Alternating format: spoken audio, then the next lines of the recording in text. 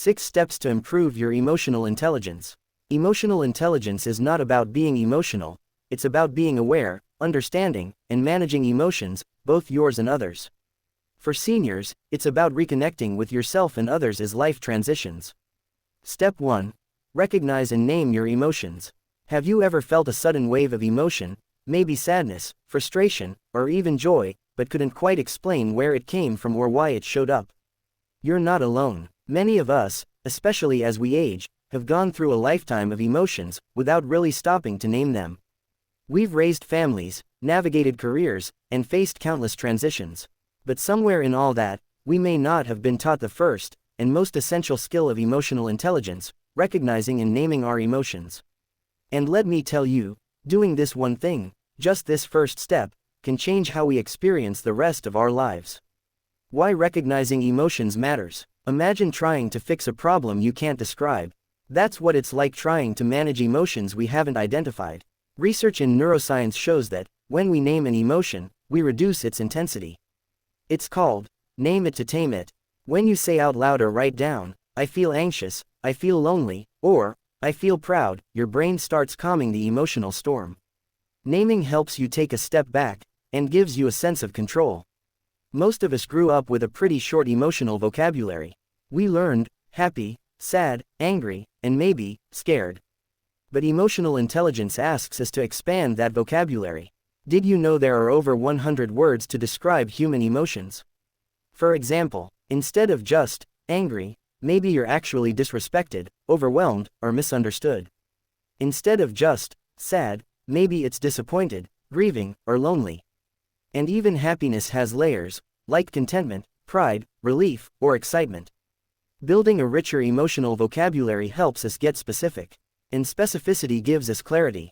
Practical tips: how to recognize and name emotions. So how do you actually begin practicing this? 1. Slow down and check in with yourself. Try asking, what am I feeling right now? Once or twice a day. Do it especially when something unexpected happens, a disagreement, a surprising phone call, a memory that surfaces.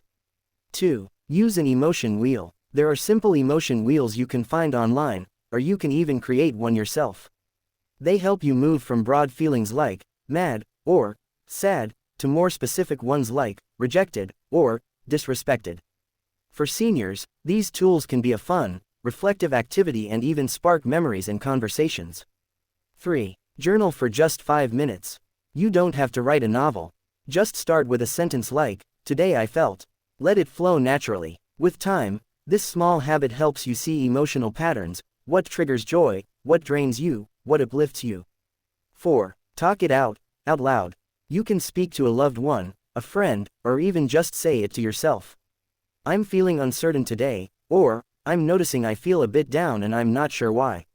Saying it gives it shape, and releases its hold. Why it's especially important for seniors. As we grow older, emotional patterns can change. Some feelings get quieter, others louder. Loss, health issues, loneliness, or big life changes can stir unfamiliar emotions. Recognizing and naming what we feel becomes a powerful tool in making sense of these changes. It gives us back a sense of emotional agency, that feeling that we're not just reacting to life, but actively understanding it. Step 2. Pause and respond, not react. Let me ask you a simple question. Have you ever said something in the heat of the moment that you later wished you could take back? Most of us have, and that's perfectly human, but learning to pause, just for a moment, can be the difference between regret and wisdom. That's what this step is all about. Turning quick emotional reactions into thoughtful responses.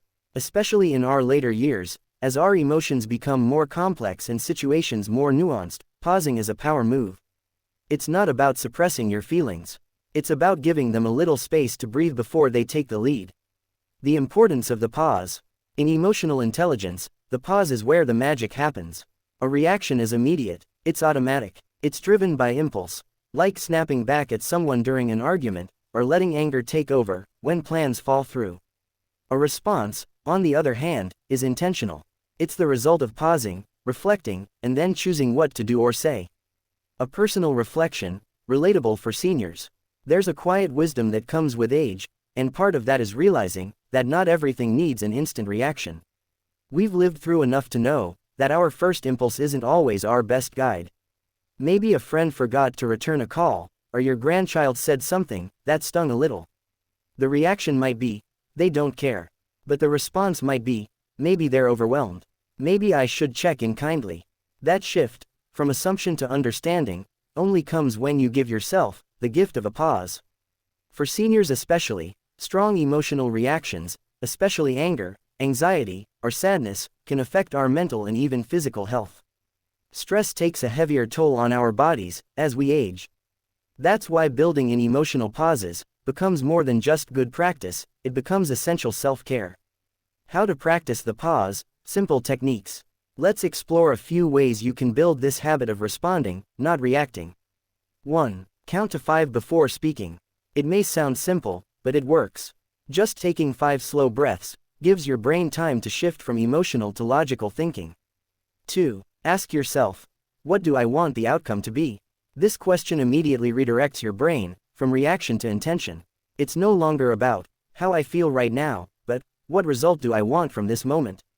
3. Use the power of silence. You don't have to respond to every situation right away. It's okay to say, I'd like a moment to think about that. Silence is a powerful emotional boundary. It gives you control and clarity. The beauty of responding instead of reacting is that it nurtures trust. When you pause, people feel heard, respected, and valued, including yourself. Step 3. Understand the why behind your feelings. Have you ever asked yourself, why am I feeling this way?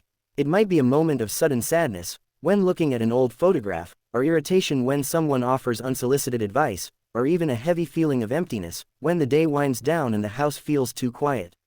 These emotions don't just appear out of nowhere. They have roots, and finding those roots, the why behind what we feel, is one of the most powerful steps to becoming emotionally intelligent. The purpose of this step is not about analyzing every single feeling. It's about becoming a gentle detective of your emotional world. Because when we understand why we're feeling something, we also unlock the ability to heal, grow, and respond more wisely. Think of it this way, emotions are messengers. They're not random. They're trying to tell you something about your needs, your fears, your past experiences, or your hopes. And especially in our later years, these emotional messages often carry wisdom from a lifetime of experience. Why this matters especially for seniors. As we age, we carry decades of emotional patterns with us, some healed, some still tender. Unprocessed grief, long-held resentment, regret, or even joy that was never fully expressed, they can all show up in subtle ways. Maybe you feel uneasy in large gatherings because you spent much of your life being judged. When we pause and ask why we're feeling a certain way, it gives us clarity. And clarity leads to peace. A simple framework. Feel, trace, understand. Let's break this down into something you can use every day. 1. Feel the emotion. Let it surface. Don't rush to dismiss it.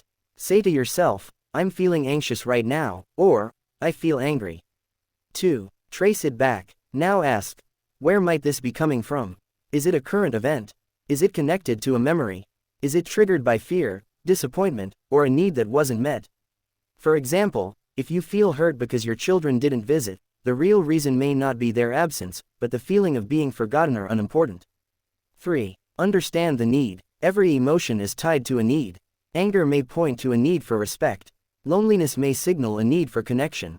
Guilt might show a need to make peace with the past. How this helps in relationships. When you understand why you feel a certain way, it's much easier to express yourself clearly and kindly. Instead of snapping or shutting down, you might say, I'm not upset with you, I just feel a little left out, and that's hard for me. This kind of self-awareness builds bridges, not walls, in your relationships. It also helps others understand you better, which can lead to deeper, more meaningful connections. And at this stage in life, isn't that what we all want? Step 4. Build empathy for others. Let me ask you something. Have you ever found yourself thinking, they just don't understand me? Or maybe, I can't figure out why they acted that way. You're not alone. In our lives, we've all experienced moments of disconnection, with family, friends, caregivers, even strangers. But here's the truth. Most emotional conflict doesn't begin with cruelty. It begins with misunderstanding. And the bridge that closes that gap is empathy. What empathy really is, empathy is not the same as sympathy. It's not saying, "Oh, I feel sorry for you." It's saying, "I see you. I hear you. I want to understand what you're going through, even if I haven't been through it myself." Empathy is the heart of emotional intelligence. It's the skill of stepping into someone else's shoes, without taking off your own. You don't have to become them, just try to see through their eyes. Why empathy matters, especially for seniors. As we grow older, empathy takes on a new level of importance. At the same time, seniors often face empathy gaps themselves. People may assume you're fragile, forgetful, or too old to understand. That can feel isolating. Building empathy is a two-way street. When we extend it, we often receive it back, in the most surprising and heartwarming ways. Real-life examples seniors can relate to. You're speaking with your adult child, and they're distracted, looking at their phone. Your first thought might be, "They don't respect me." But with empathy, you pause and think, maybe they're overwhelmed. Maybe their world is pulling them in too many directions. Maybe they miss me too, but don't know how to say it. How to practice empathy, step by step. Empathy isn't a trait you're born with, it's a skill you can grow at any age. Here's how to begin. 1. Listen without planning your response. We often listen just to reply. Instead, try to just listen. Make eye contact. Let silence do some of the work. 2. Ask. Don't assume. Instead of assuming someone's motive or mood, ask gently. Are you okay today? Do you want to talk about what's been going on? These questions open doors. People are often waiting for someone to simply ask. 3. Remember, everyone is fighting a battle you can't see. We all carry invisible burdens, health worries, loneliness, regret, fear. Empathy reminds us, you never know what's beneath the surface. The hidden gift of empathy. Here's something beautiful. The more empathy you practice toward others, the more you'll naturally offer it to yourself. You'll become more patient with your own limitations, more forgiving of your own past, and more compassionate with the process of aging.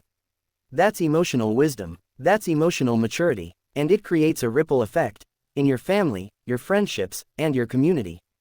Step 5. Practice emotional regulation. Let's be honest, we all have moments when emotions get the better of us. A sharp word slips out during a disagreement. A sudden wave of sadness hits while watching an old home video. You see, emotions are powerful. They're not something we can simply turn off. But the real skill, and the heart of emotional intelligence, lies in emotional regulation. And the good news is this: you're never too old to learn how to manage your emotions with grace, strength, and self-respect. What emotional regulation really is. Emotional regulation doesn't mean ignoring your feelings, or pretending everything is fine. It means noticing what you're feeling, accepting it, and then choosing a healthy way to respond. It's the quiet decision in the middle of the storm. I feel this, but I don't have to be ruled by it. It's the difference between letting anger push you to say something hurtful, and taking a deep breath before you speak. Why it's especially important for seniors. As we age, we often face emotional challenges that younger people might not fully understand. Adjusting to retirement or loss of routine, coping with health changes, dealing with grief and loss, managing family tensions, especially across multiple generations. These emotional triggers can be intense, but regulating your emotions gives you back a sense of inner peace and personal power. Simple but powerful techniques to regulate emotions. Here are some practical ways to strengthen your emotional regulation, one small habit at a time. 1. The 90-second rule. When a strong emotion hits, anger, sadness, anxiety, give it 90 seconds before reacting. This is how long it takes for the chemical reaction in your brain to settle. 2. Deep breathing. Slow, deep breaths activate the part of your nervous system responsible for calm. 3. Use grounding techniques. When emotions spin out, use your 5 senses to ground yourself in the present. Touch something with texture, like a soft pillow or cool water. Name 5 things you see. Put on calming music. These cues remind your brain that you are safe, and help stop emotional spirals. 4. Shift the story in your head. Often, emotions stay stuck because of the story we attach to them. For example, instead of thinking, "My children didn't visit today, they don't care about me," try, "They may be busy, but that doesn't mean I'm unloved. I'll call them and check in." How regulating emotions strengthens relationships. When you learn to manage your own emotions, you also become better at responding to others, especially in conflict. You stop saying things you'll regret. You start listening more deeply. You gain the power to de-escalate tension, not just in your home, but in your heart. And perhaps most importantly, you start to become a steady emotional presence for others, someone who radiates calm, even in life's storms. Step 6. Engage in meaningful emotional conversations. Let me start with a quiet truth. Most people aren't craving more information in their lives. They're craving connection. They want to feel seen, heard, and understood, especially by the people they love. But how often do we talk about our emotions in real, honest ways? How often do we share how we truly feel, not just what's happening to us, but what's happening inside us? That's what Step 6 is about. Engaging in meaningful emotional conversations. Not just small talk, but hard talk, the kind that nurtures relationships, brings healing, and deepens human connection. Why emotional conversations matter, especially as we age. As seniors, many of us have been conditioned to keep our emotions private. Maybe we were told, don't burden others, or, toughen up. We were praised for being strong, not for being vulnerable. But what if emotional strength isn't about hiding our feelings? What if it's about sharing them wisely? Sharing your emotions, calmly, clearly, and authentically, is not a sign of weakness. It's one of the highest signs of emotional intelligence. And in this season of life, meaningful emotional conversations can rebuild broken bonds, pass down wisdom to younger generations, heal past wounds, help you feel less alone, create moments of genuine closeness. How to start emotional conversations, gently and gracefully. Here are some gentle tools you can use to bring more meaning to your conversations. 1. Start with yourself. Share how you feel first. This opens the door. Example: I've been feeling a little disconnected lately, and I think I just miss talking deeply with people. 2. Use I statements. Say, I feel sad when I don't hear from you, instead of, you never call me. I statements focus on your emotions without blaming the other person. 3. Don't try to fix, just listen. Sometimes, the best response is just being there. You don't have to have all the answers. You just need to listen without judgment or interruption. 4. Share your stories. You've lived a lifetime of emotional experiences, joy, heartbreak, forgiveness, courage. Sharing those moments, not as lectures but as reflections, helps others feel seen and inspired. Your emotional honesty is a legacy in itself. What happens when we have these conversations? Something incredible starts to happen. Relationships deepen, misunderstandings clear up, resentments fade, respect grows, and most of all, we begin to feel more connected, valued, and emotionally free. In emotional conversations, we don't just exchange words, we exchange parts of our hearts. If it feels hard, start small. Not every conversation needs to be deep. You can start with a small moment. I felt so grateful for our time together today. When I saw that photo, I felt a little ache. I miss those days. Tiny truths like these can open the door to deeper dialogue. Emotional intelligence is not about being perfect. It's about being aware, being honest, being brave enough to feel, and wise enough to learn from those feelings. And as we grow older, these emotional tools aren't just useful, they're essential.